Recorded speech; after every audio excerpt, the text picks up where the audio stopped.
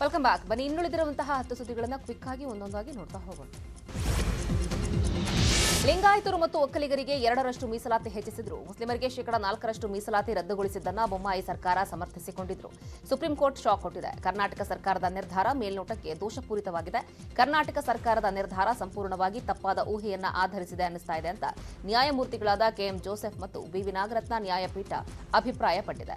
ಕರ್ನಾಟಕದ ಮುಸ್ಲಿಂ ಸಮುದಾಯದ ಸದಸ್ಯರ ಪರ ವಾದ ಮಂಡಿಸಿದ ಹಿರಿಯ ವಕೀಲರಾದ ಕಪಿಲ್ ಸಿಬಲ್, ದುಷ್ಯಂತ್ ದವೆ ಮತ್ತು ಗೋಪಾಲ್ ಶಂಕರ್ ನಾರಾಯಣನ್ ಮುಸ್ಲಿಮರ ಖೋಟಾ ರದ್ದುಗೊಳಿಸಲು ಯಾವುದೇ ಅಧ್ಯಯನ ನಡೆಸಿಲ್ಲ ಮತ್ತು ಯಾವುದೇ ಪ್ರಾಯೋಗಿಕ ಮಾಹಿತಿಯೂ ಸರ್ಕಾರದ ಬಳಿ ಲಭ್ಯ ಇಲ್ಲ ಅಂದ್ರು. ವಾದ ಪ್ರತಿವಾದ ಕೇಳಿದ ನ್ಯಾಯಪೀಠ ಏಪ್ರಿಲ್ 18ಕ್ಕೆ ವಿಚಾರಣೆಗೆ ಸಮ್ಮತಿಸಿದೆ.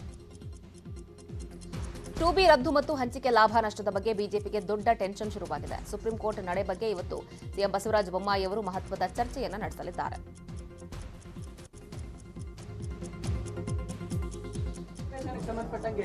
ಸುಪ್ರೀಂ ಕೋರ್ಟ್ ಆಕ್ಷೇಪ ವ್ಯಕ್ತಪಡಿಸಿದೆ. ನಾನು ನೋಡಿಲ್ಲ, ಜಡ್ಜ್ಮೆಂಟ್ ನೋಡಿಲ್ಲ. 2B ರಿಸರ್ವೇಶನ್ ಸಂಬಂಧಪಟ್ಟಂಗೆ ಸುಪ್ರೀಂ ಕೋರ್ಟ್ ಆಕ್ಷೇಪ ವ್ಯಕ್ತಪಡಿಸಿದೆ. ನಾನು ನೋಡಿಲ್ಲ. ಮೋದಿ ಉಪನಾಮ ಕುರಿತು ಹೇಳಿಕೆ ನೀಡಿ 2 ವರ್ಷ ಜೈಲು ಶಿಕ್ಷೆಗೆ ಗುರಿಯಾಗಿರುವ ಕಾಂಗ್ರೆಸ್ ನಾಯಕ ರಾಹುಲ್ ಗಾಂಧಿ ಶಿಕ್ಷೆಗೆ ತಡೆ ಕೋರಿ ಸಲ್ಲಿಸಿರುವ ಅರ್ಜಿಯ ತೀರ್ಪು ಏಪ್ರಿಲ್ 20ರಂದು ಪ್ರಕಟ ಆಗುತ್ತೆ. ಗುಜರಾತ್ನ ಸೂರತ್ ಕೋರ್ಟು ತೀರ್ಪು ಪ್ರಕಟಿಸುತ್ತೆ. ಸೂರತ್ ಮೆಟ್ರೋಪಾಲಿಟನ್ ಕೋರ್ಟ್ ನೀಡಿದ ತೀರ್ಪಿಗೆ ತಡೆ ಕೋರಿ ರಾಹುಲ್ ಗಾಂಧಿ ಸೆಷನ್ ನ್ಯಾಯಾಲಯಕ್ಕೆ ಅರ್ಜಿ ಸಲ್ಲಿಸಿದರು. ಮಹದಾಯಿ ಹೋರಾಟಗಾರರಿಗೆ ಮತ್ತೆ ಕೋರ್ಟ್ ನೋಟಿಸ್ ಕೊಟ್ಟಿದೆ.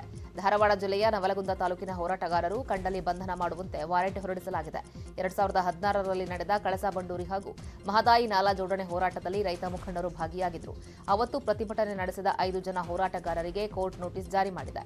ಲೋಕನಾಥ ಹೆಬಸೂರ, ರಘುನಾಥ ನಡುವಿನ ಮನಿ, ಚಂದ್ರಶೇಖರ ಪಲ್ಲೇದ, ಗಂಗಾಧರ ಹಡಪದ, ವೀರಣ್ಣ ಮಲಗಿ ಮನೆಗೆ ನೋಟಿಸ್ ಅಂಟಿಸಲಾಗಿದೆ. ಡಾಕ್ಟರ್ ಬಿಆರ್ ಅಂಬೇಡ್ಕರ್ ಜಯಂತ್ಯೋತ್ಸವದ ಹಿನ್ನೆಲೆಯಲ್ಲಿ ಡಿಜೆ ಪರವಾನಗಿ ನಿರಾಕರಣೆ ಮಾಡಿರುವುದನ್ನು ಖಂಡಿಸಿ ಹುಬ್ಬಳ್ಳಿಯಲ್ಲಿ ದಿಢೀರ್ ಪ್ರತಿಭಟನೆ ಮಾಡಲಾಯಿತು.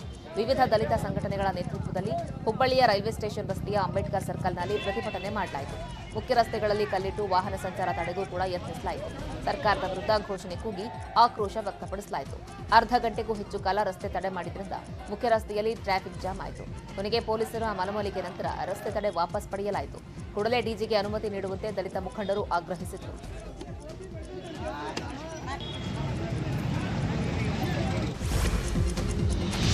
ಕೊಪ್ಪಳದಲ್ಲಿ ಶಾಸಕರಿಗೆ ಜನ ಧಿಕ್ಕಾರ ಹಾಕಿದ್ದಾರೆ. ಕನಕಗಿರಿ ಶಾಸಕ ಬಸವರಾಜ ದಡೇಸಗೂರರಿಗೆ ಗೌರಿಪುರದಲ್ಲಿ ಗ್ರಾಮಸ್ಥರು ಧಿಕ್ಕಾರ ಕೂಗಿದ್ದಾರೆ. ನಿನ್ನೆ ಪ್ರಚಾರಕ್ಕೆ ಹೋದ ವೇಳೆ ಶಾಸಕರ ವಾಹನ ತಡೆದು 5 ವರ್ಷ ಯಾವುದೇ ಕೆಲಸ ಮಾಡಿಲ್ಲ ಅಂತ ಜನ ಆಕ್ರೋಶ ವ್ಯಕ್ತಪಡಿಸಿದರು.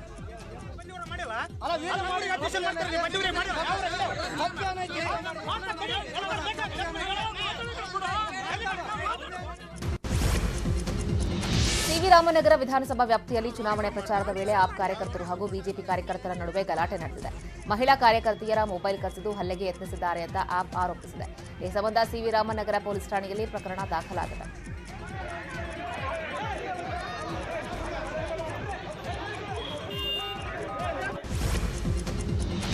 ಹುಲಿ ಉಗುರು ಮಾರಾಟ ಮಾಡೋದಕ್ಕೆ ಯತ್ನಿಸಿದ್ದ ವ್ಯಕ್ತಿಯನ್ನ ಬೆಂಗಳೂರಿನ ವಿವಿಪುರಂ ಪೊಲೀಸರು ಬಂಧಿಸಿದ್ದಾರೆ. ರಘುಕುಮಾರ್ ಬಂಧಿತ ಆರೋಪಿ. ಬಂಧಿತನಿಂದ 5 ಹುಲಿ ಉಗುರುಗಳನ್ನು ವಶಕ್ಕೆ ಪಡೆಯಲಾಗಿದೆ. ಖಚಿತ ಮಾಹಿತಿಯನ್ನ ಆಧರಿಸಿ ದಾಳಿ ನಡೆಸಿದ್ದ ಪೊಲೀಸರು ಚಾಮರಾಜಪೇಟೆ ಆರೋಪಿಯನ್ನ ಬಂಧಿಸಿ ವಿವಿಪುರಂ ಠಾಣೆಯಲ್ಲಿ ಪ್ರಕರಣ ದಾಖಲಿಸಿದ್ದಾರೆ.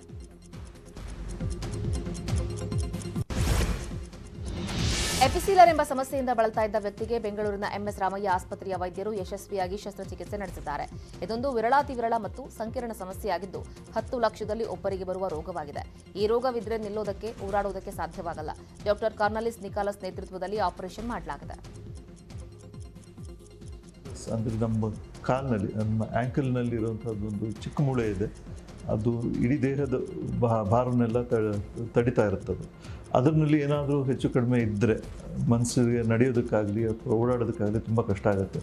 ಸೊ ಇವತ್ತಿನ ದಿನ ಏನು ಮಾಡಿದ್ದೀವಿ ಅಂದರೆ ಆ ಪೋರ್ಷನ್, ಅದು ಯಾವ ಭಾಗದಲ್ಲಿ ಅದು ಕೆಲಸ ಮಾಡ್ತಾ ಇರಲಿಲ್ವೋ ಅದನ್ನು ತೆಗೆದು ಅದರ ಜಾಗದಲ್ಲಿ ಒಂದು ಕಸ್ಟಮೈಸ್ಡ್ ಇಂಪ್ಲಾಂಟ್, ಅಂದರೆ ಈ ಪೇಷಂಟ್ಗೋಸ್ಕರ ಸ್ಪೆಸಿಫಿಕ್ ಆಗಿ ಮಾಡಿದ್ದೀವಿ. ಇನ್ಫ್ರಾ ಮಾರ್ಕೆಟ್ ಅರ್ಪಿಸುವ ವೆದರ್ ರಿಪೋರ್ಟ್ ಅನ್ನು ನೋಡೋಣ.